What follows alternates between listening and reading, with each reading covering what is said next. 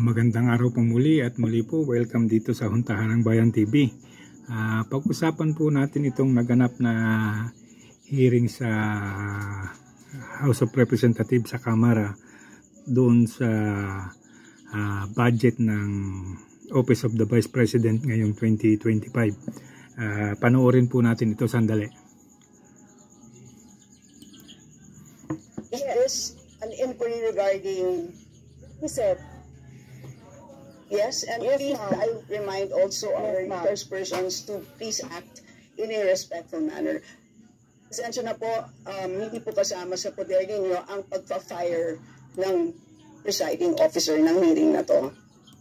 So yes, so if you allow members of the House of Representatives lines like what you just said, like to sit, bakit mo ako kinukrucify for saying a fact that somebody is convicted of child abuse sitting in the chair, the seat, and then I cannot fire the presiding chair. So bakit? Yes, bakit napaka one-sided nito na? Po. Dahil ba madami kayo dyan sa kabila at nag-iisa ako dito? We note all. So yan po yung bahagi nung naganap na hearing ilan doon sa Kamara tungkol doon sa Office of the Vice President na budget. Kung atin pong pupunahin at ating mapapansin, well program talaga yung Kamara at all out support sila para ibagsak yung Vice President. At talagang makikita nyo sa kanilang mga galaw, talagang orchestrated at nagkakaisa sila na ang direksyon ay talagang ibinggo o isiro o tanggalan ng budget yung Office of the Vice President. Mapupuna po natin dito mula kay Estela Quimbo at doon sa iba pang congressman, si Swansea nga, mayroon pang PowerPoint presentation, si Conjon, gigil na gigil din, si Benny Abante na isang bishop ay para ding gigil na gigil at talagang ang gusto talaga is ma-open o mawala ang focus ng Vice President sa pagtatanggol sa kanyang budget. At yung pa pong ibang kasamahan, yung si Luistro, nandyan pa yung si Dan Fernandez, na talagang ang direction talaga nila, kumbaga nakaprogram talaga sa kanila na ang intention nila is i-push yung Vice President na mawala sa temper at masira yung kanyang intensyon na ipagtanggol yung kanyang budget. Pero mukhang nagkamali sila dahil nakalimutan nila na yung Vice President ay isang magaling na abogado at nagtitake note at matalas ang tenga. So sa munting pagkakamali ng pagsasalita nila, nahuhuli sila. Lalo nung sinabi nitong si Estela Quimbo na we stick to the program, na nang binggitin ni BPI, hindi raw niya ma-recall at medyo itinatanggi pa. Yung sinasabi ni Dan Fernandez na tumatawa raw yung mga si BP Sara at saka sinabi raw ni BP Sara na inatake siya ng Kongreso.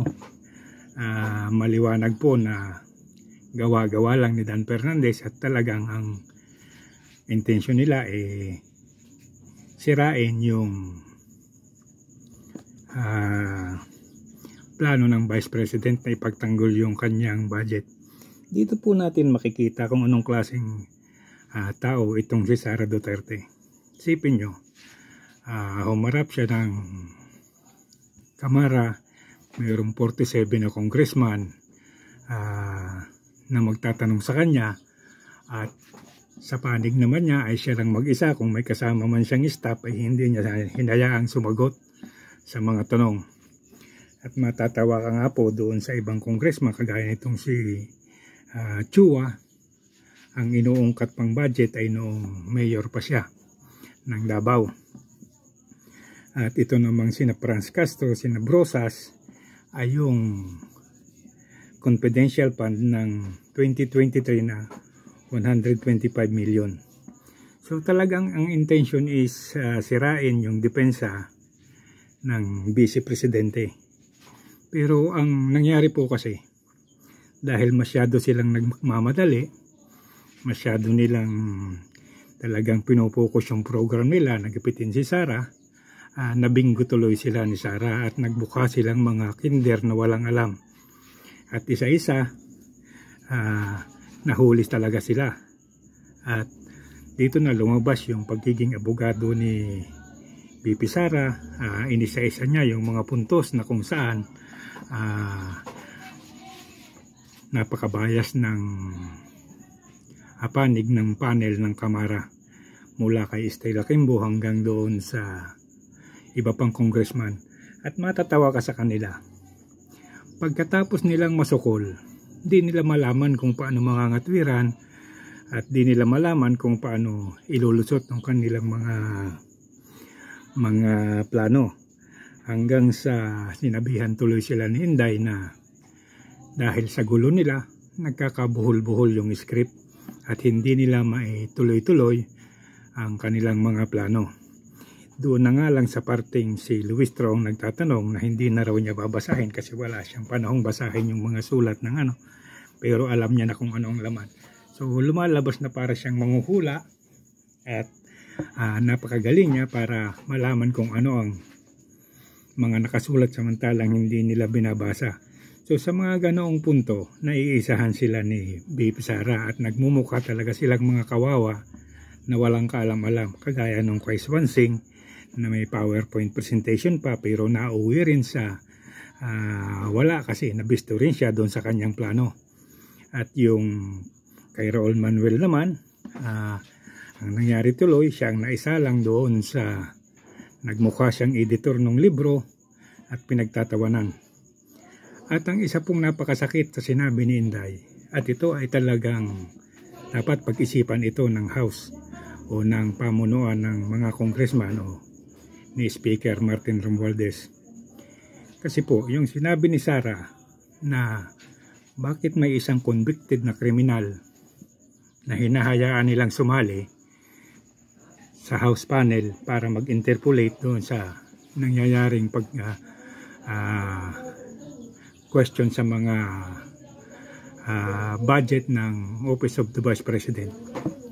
Ito po kung tutusin ay napakasakit dahil yung buong Kongreso po, yung buong kalagayan ng Kongreso o yung buong pangalan ng Kongreso ay nakasalalay dito.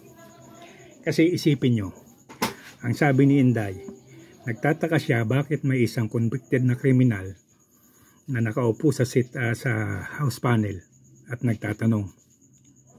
So kung ito po ay iisipin talaga ng pamunuan ng Kongreso, por delikadesa, mag-iisip po talaga sila at gagawa sila ng paraan para mapatunayang hindi sila bias at hindi nila kinakampihan yung mga tao nilang may kasalanan.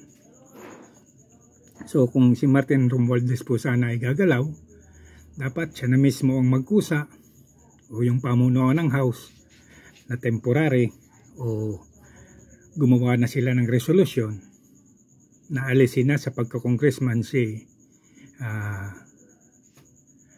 Franz Castro. Kasi po maliwanag na siya ay convicted sa kasong child abuse.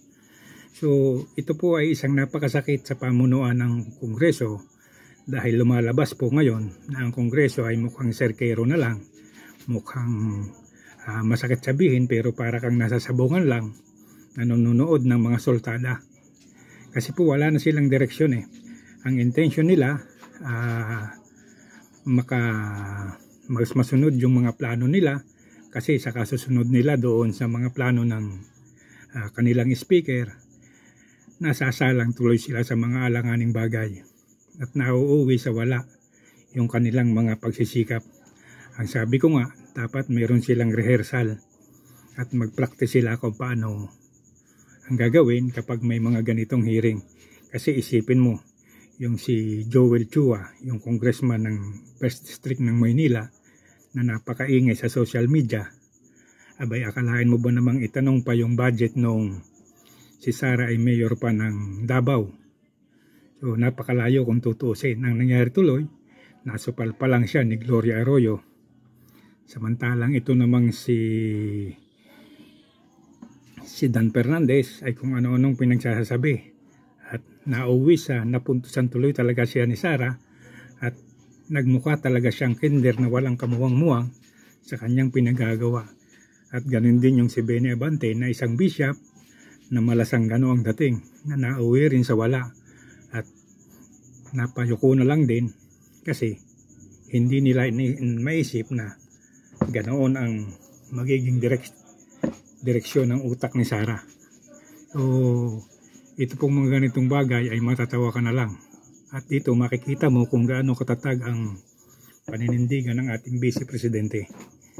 At sa kanyang mga pananalita, although Bisaya yung accent, pero napakatalas po ng kanyang isip at napakabilis niyang ma-recall yung mga sinasabing hindi tama noong mga congressman.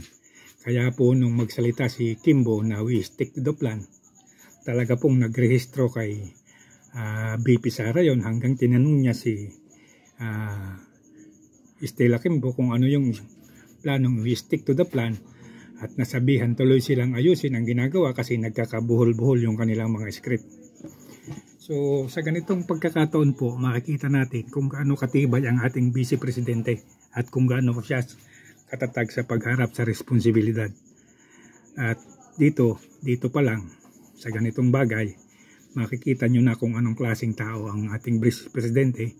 At sa panig naman ng Kamara, ito na, kita na natin, alam na natin kung anong klaseng congressman meron ngayon ang Kamara at kung anong mga sistema ang ginagawa nila. So hanggang dito na lamang pong muli at maraming salamat po. Paki-like and subscribe na lamang pong muli. Magandang gabi pong muli.